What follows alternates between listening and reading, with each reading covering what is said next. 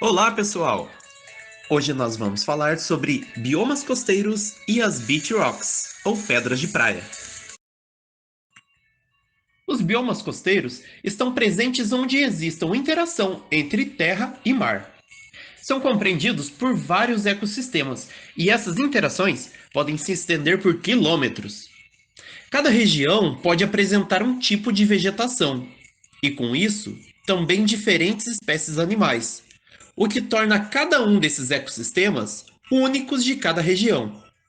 Aqui no Brasil, as comunidades biológicas sofrem influências do Oceano Atlântico e formam um dos biomas costeiros mais extensos do planeta, com cerca de 8.500 quilômetros.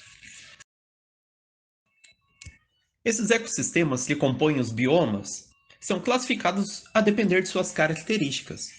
Eles podem ser praias, dunas, restingas, costões rochosos, recifes de corais, manguezais, entre outros.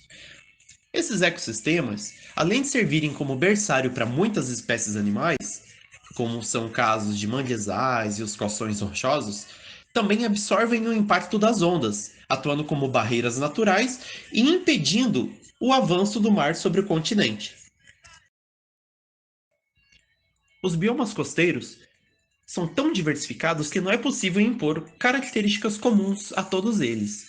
Por isso, o que normalmente são estudados são os ecossistemas de cada região. As praias e os costões rochosos, por exemplo, têm muito a nos dizer em relação à nossa história evolutiva, seja observando as areias, os cascalhos acumulados em sambaquis, ou mesmo nas rochas das praias, as beach rocks. Esse termo, beach rocks, foi usado primeiramente por Charles Darwin na década de 30, quando ele visitou o Brasil em sua volta ao mundo e coletou amostras de rochas das praias de Maricá, aqui no Rio de Janeiro, e levou para seu estudo. As rochas de praia, ou beach rocks, ou ainda praianito, como passaram a ser chamados ultimamente, podem revelar dados importantes para compreender a história da região onde foram coletadas. As que Charles Darwin coletou, por exemplo, na praia de Jacomé, aqui perto de Maricá, foram datadas mais de 8.000 anos. Pois é. Bom, essas rochas sedimentares, formadas pela precipitação de carbonato de cálcio, normalmente ficam submersas e afloram quando há ressacas ou movimento de marés. Os estudos podem revelar antigos níveis da linha do mar, indicando as ações climáticas ou de erosões, revelar também fósseis de espécies até então desconhecidas, ou até mesmo ajudar a entender a vida pré-histórica daquela região, através da datação por carbono 14 ou mesmo do estudo dessa carbonato que cimenta uma rocha na outra. Em Búzios, também temos importantes acontecimentos nas rochas de praia. As rochas do município são muito importantes, principalmente as com aspecto mil folhas, chamado orogenia, e que deram ao nome de Orogenia Búzios, são muito importantes porque fazem parte de uma gigantesca cadeia de montanhas com mais de 520 milhões de anos. E nelas foram datados os últimos eventos de colisão continental entre África e a costa brasileira. Outra singularidade importante de Búzios é o famoso ecossistema único do mangue de pedra, que foge o padrão dos outros mangues Brasil afora. Bom, e essas rochas de praia têm ainda grande importância turística e ecológica, pois além de paisagens exuberantes, como a gente pode ver ali na imagem, e até mesmo aqui na região, na Praia do Forte e também na Praia das Conchas, eles criam ambientes propícios para elevada concentração de peixes e mexilhões, o que pode ter sido um atrativo para os sambaqueiros do passado, como é hoje em dia também para os pescadores. Nessa imagem do meio, nós podemos observar um exemplo de sambaquis, com um acúmulo de resto de conchas que vão sendo empilhadas, inclusive usadas também para enterrar corpos de ancestrais. A gente identifica inclusive ali no meio pedaços de ossos, né? E com o tempo esses sambaquis vão sendo sedimentados e também sofrendo precipitação com carbonato e se tornando aos poucos rochas.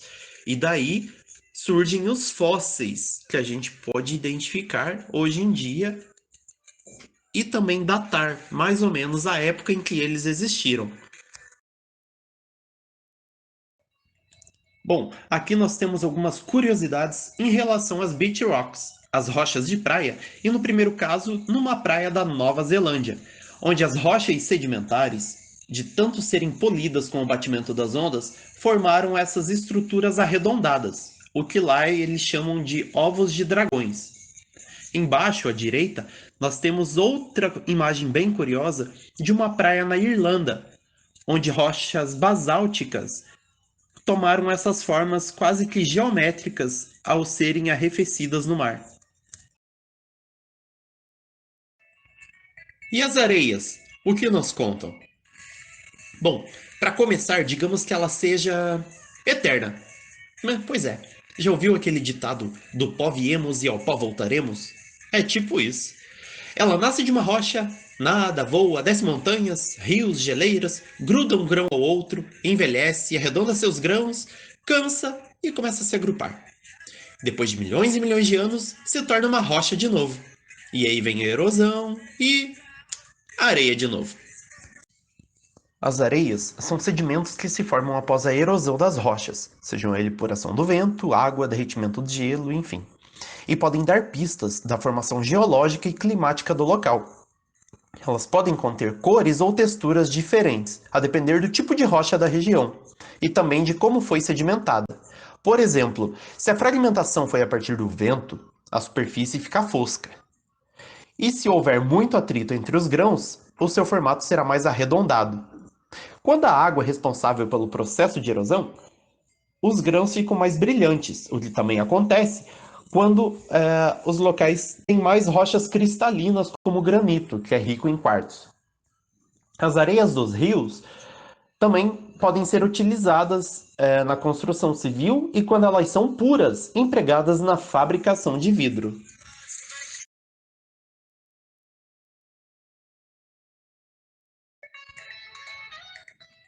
Agora, a gente vai ver algumas curiosidades em relação à coloração das areias.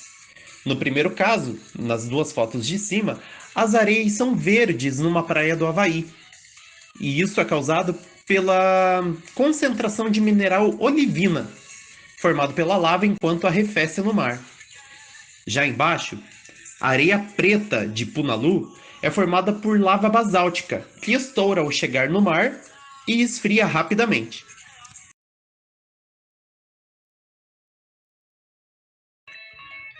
E olha essas aí, que legais também.